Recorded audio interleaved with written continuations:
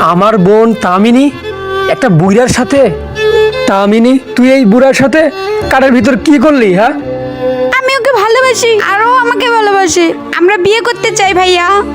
ভাইয়া, আমি কোনো ছোট বাচ্চা নয় যে কেউ যে কোনো কিছু বলে আমাকে ফাঁসিয়ে নিতে পারবে। আর একটা কথা বলো, আজকে তো আমাকে নিয়ে খুব চিন্তা হচ্ছে তোমার। ভাইয়া, যখন তোমার আমার প্রয়োজন ছিল তখন তুমি কোথায় ছিলে? এই মেয়েটি তার ভাইয়ের সাথে অনেক সময় কাটাতে চেয়েছিল, কিন্তু সে সবসময় বিজি থাকতো, তাই সে এই লোকটির সঙ্গে বন্ধুত্ব করে ফেলে।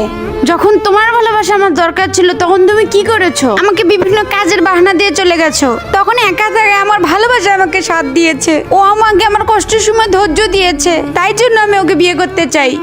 আরে বোন, তুই কি পাগল হয়ে গেলি নাকি? একবার তোর চেহারা দেখ, একবার ওই লোকের চেহারা দেখ, তোদের সাথে কি কোনোভাবে মেলে নাকি?